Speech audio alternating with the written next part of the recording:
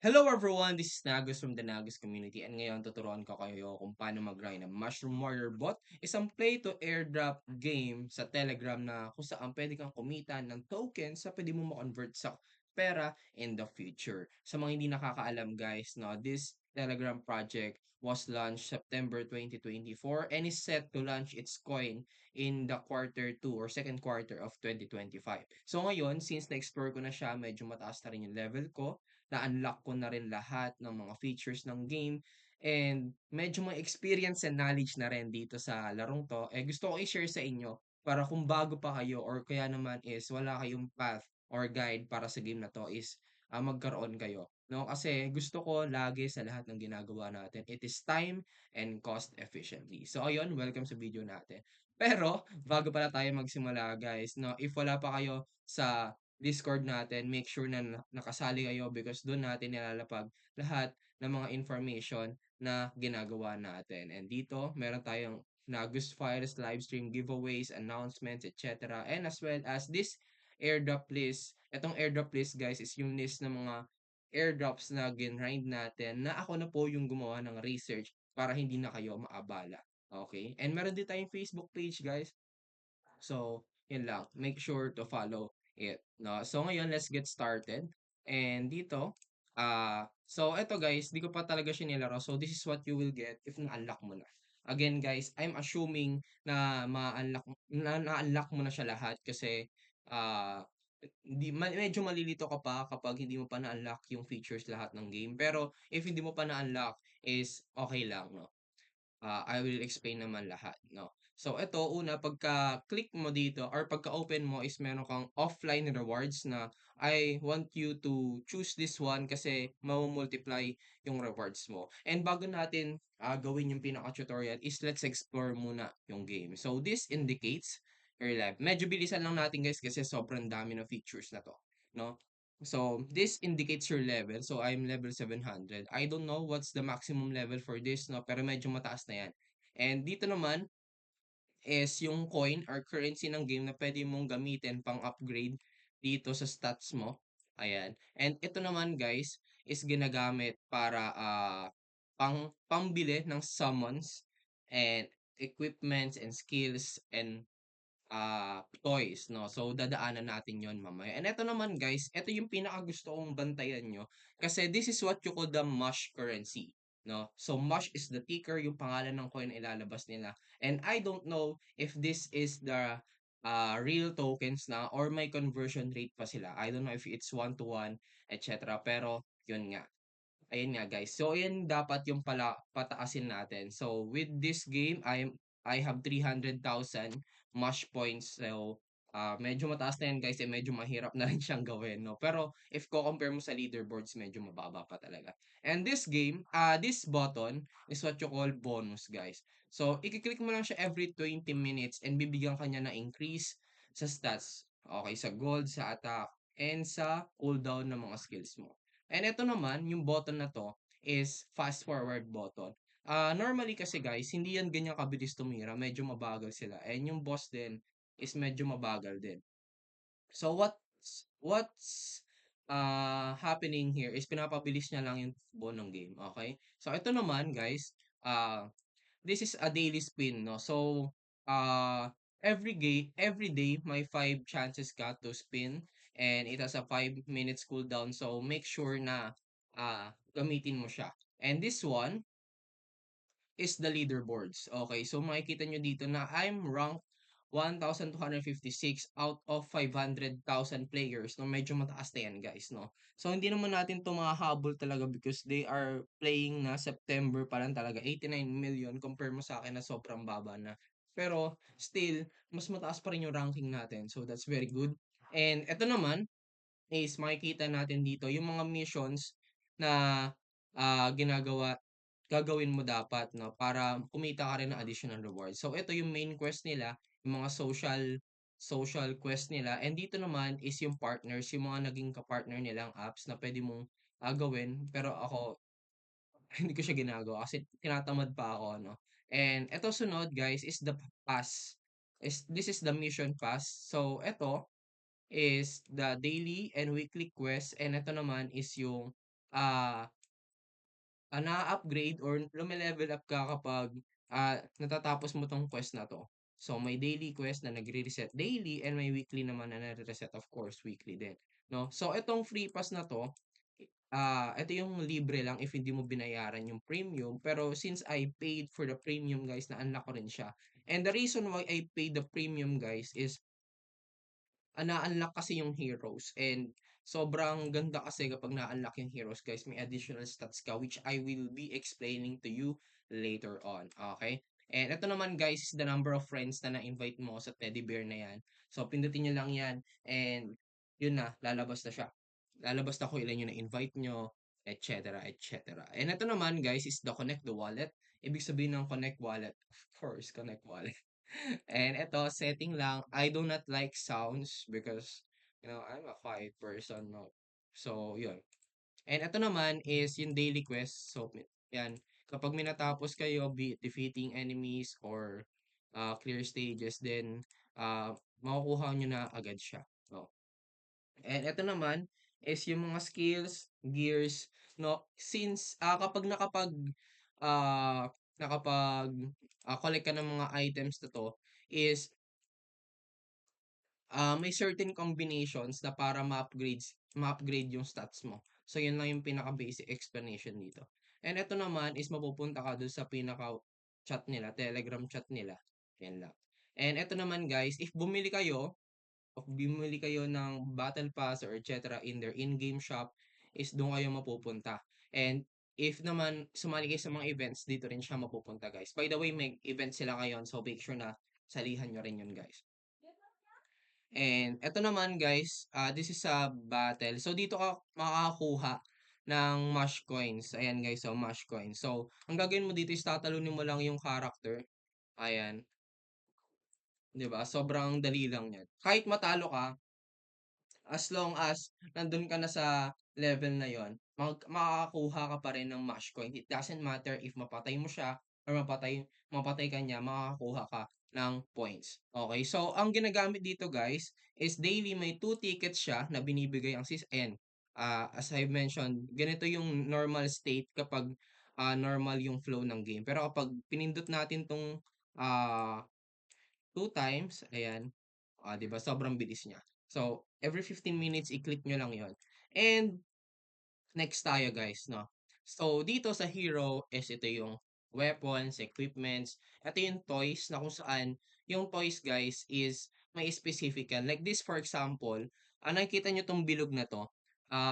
Itong naka-green is ma-activate lang kapag ito yung gamit mong hero. Okay? So, ito naman pink spore skill, ito lang, ma-activate mo lang yung stats kapag ito yung gamit mong hero. Kasi ano na lang guys, parang SS. Ayan, Vine Attack. Ayan. So, kaya ito yung naka-equip sa akin, Venus Flytrap, tinan mo mali pa nga yung akin. 'Di ba? Pero yun lang guys.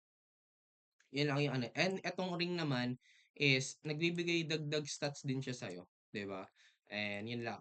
Tapos dito naman is skills, self-explanatory. Relics guys are equipments na binibili mo or ina-upgrade mo para magkaroon ka ng additional stats. So yun lang yung ibig sabihin niya. And eto naman trait guys, eto guys is parang ano mo yon, random, parang elements or emblems para lumakas yung character mo. So, yun lang yung explanation natin doon. And partner, ito yung pets guys. So, ibig sabihin, ito yung mga companions mo. Nakikita mo itong mga alaga natin dito. So, yun yung mga kasama mo lumaban sa mga enemies. And ito naman sa mine. So, dito sa research, Mushroom Research Center, is nag-upgrade ka dito para tumaas yung stats mo. So, dito may attack, research speed, etc. health. So, yun lang. And mine naman dito guys, yung gameplay nito is pipindutin mo lang talaga. Kasi along the way nakikita niyo tong mga bato-bato na 'yan. So these are in-game currencies na nakakapagbigay sa iyo ng purpose para makapag-upgrade ka ng equipments, nakapag-upgrade ka ng skills ng character or ng heroes, etc. etc. So, yun lang naman yun. Ito gems, ito gold, and yun lang. Sobrang dali lang nito. So, my tip for this is huwag niyong ubusin masyado yung ganito kasi nakakatamad siya, 'no. So, just do enough para ma-complete yung daily quest, 'no. So, ayan, I think tapos na 'yan. Eto 'yan, guys. Okay, hindi pa ata. Dito pala, sorry. Ayan. So, destroy mind cell. So, yun lang naman siya. And next, guys, is dito yung stats. Okay? Yung stats, eto yung, siyempre mga stats ng ng hero mo. So, ang tanong ko lang dito, ang correct question lang dito is ano yung mga dapat unahin. So, itong double shot, triple shot, itong hindi niyo pa yun maa-unlock sa una. So, I think yung visible pa lang sa inyo is attack speed tsaka critical hit chance. No? So, what you need to do is prioritize attack speed and critical hit chance. Yun muna yung unahin nyo. So, for example, upgrade, pindot, pindot, pindot, pindot. So, yung mga tira-tira dito sa attack, ganyan, HP recovery, critical health damage, unless may mission ka dito. Ito kasi may mission, minsan may lalabas dyan na ah upgrade mo yung stats mo na ganito. So, of course, unahin niyo yun para dagdag rewards. Okay? So, yun lang siya. Kaya ako pin-prioritize yung critical hit chance 100%. Kasi guys, critical hits are supposedly very random. Pero if 100% siya, so every attack ko 100% na, 'di ba? So that's very OP. So inuna ko siya. And attack speed of course, since crit lahat, gusto ko umatake ng mabilis. 'Di ba? And ngayon naman is dito is kanya-kanyang boss battle lang 'to guys, no? So, dadaanan ko 'yan mamaya explain ko na rin kung ano yung uunahin niyo and ano yung purpose nila. Okay? So, eto naman guys is a civilization ang tawag dito. Ang ginagawa lang dito guys is nagha-harvest ka ng mga resources para pambili or pang-upgrade mo ng treasure. Okay, ayan, diyan. Diyan lang siya, okay. And ngayon, since tapos na tayo is punta na tayo sa shop. Daily guys is meron din silang katulad ng daily spin na pinakita ko sa inyo kanina is meron tayong, daily shop na kung saan nagre-refresh siya and free lang siya. So make sure to claim them. Pero bago ang lahat guys, gusto ko na pindutin niyo muna yung summon kasi may cooldown siyang 8 minutes, 3 minutes sorry. So, unahin mo siya para habang may ginagawa kang, ibang bagay, at least naandar yung cooldown, 'di ba? So, since na-explain ko na sa inyo lahat, i-claim lang natin 'to and explain ko na sa inyo kung anong ginagawa natin sa boss battle. Okay, yung rewards niya. Tapusin ko lang 'to and explain ko na. Minabilis ko lang 'to guys kasi I'm not going to edit our videos for now kasi nagga-grind pa tayo ng airdrops. Pero if you want to, so medyo mahirapan lang kayong mag-navigate kapag hindi niyo siya pinanood from time to time, for the whole video. Pero yun lang naman, share ko lang. And next, eto guys, no. So, Legion Rush. Ang Legion Rush guys is ah magba-battle ka ng different bosses, 10 ata, para bigyan ka ng stats sa ring mo. Ano ba yung ring? So, yung ring guys is ito. So, diyan natin siya nakukuha. Okay? And, pindot tayo dito. So, kapag mas marami kang hero, mas mataas yung tsansa na maganda yung stats mo. Okay, so, kapag nagbawas ako, tinan mo, mas mababa yung level, 'no. So, since kaya ako rin gusto na bumili ng pass para 'pag na-unlock ko siya, medyo sagad yung stats na mabibigay sa'kin. And ayun, so if ayaw mo nung stats na binigay sa'yo is i-click mo lang yung button dito and ayan. So kapag pangit, no choice ka na. Kaya be smart na lang kung ano yung mga gusto nyong gawin. Ayan lang. So yun lang siya guys, no. And eto, ang pinakamagaganda talaga dito guys is yung kulay pula. So red means they are the best stats. So if makakita man kayo ng dalawang dalawang red, so you have to prioritize. Pero ito, tingnan mo, ah HP add and critical hit. So, para sa akin mas matimbang pa rin yung crit kasi kapag natira naman ako ng boss, most of the time one hit lang ako, eh. So, para sa akin critical hit pa din ako. Pero you do you, 'no? Pero tapusin muna natin yung battle, kasi binibigyan ko lang kayo ng idea. And Cave Rush naman, ang binibigay nito is itong currency na 'to. Dito mo 'yan guys gagamitin para pang-upgrade ng mga items na 'to. Okay. So, pakita ko lang sa inyo kung paano yung cave rush. And pindutin nyo 'tong treasure chest na 'to kasi magbibigay din siya ng coins. Ayan lang. So, basically, it's just an idle game. Pindutin nyo lang siya and ganyan na yung mangyayari, 'no? So, ayun. And ayan na. Meron na tayong pang-upgrade. And next naman is Dwarven King. Dito sa Dwarven King, guys, ang binibigay sa inyo is equipments, skills, pets, and I think walang toys dito. Pero yun lang. So, one hit ka din eh. So, ganun yung logic ko kung bakit ayoko ng HP add. Kasi one hit lang naman ako ng Dwarven King kahit anong mangyari. No? So, wag na mag-upgrade ng Dwarven.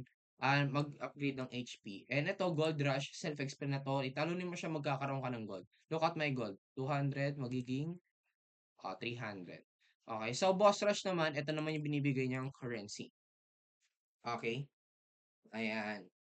Mabilis lang yan guys kasi tawag dito. Yung pinili ko kasing level hindi yung sagad.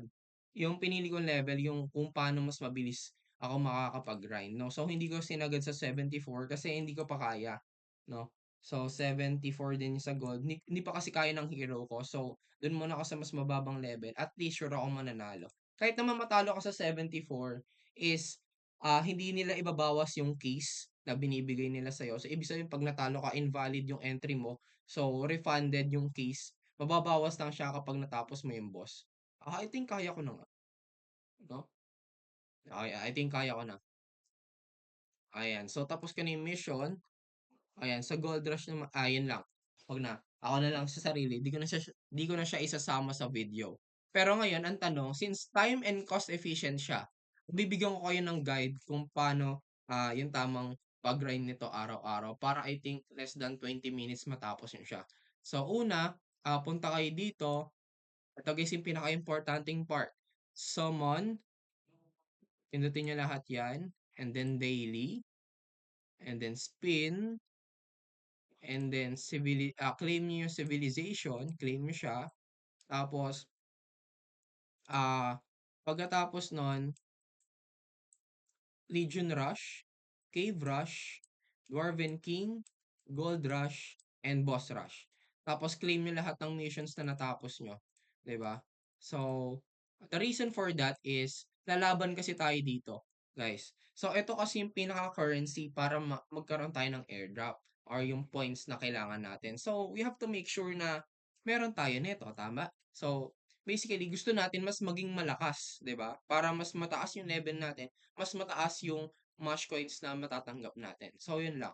And since eto na, and if yun lang naman ang gagawin mo sa lahat. Ay, by the way, nakalimutan ko. Since na-claim mo na lahat ng quest, upgrade mo to guys. Upgrade mo yung pets. Kasi I'm sure marami kang ma-upgrade dyan everyday. Ayan. Tapos, equipments, upgrade mo din. Tapos, yun na. Pwede mo nang palagan ulit tong arena na to.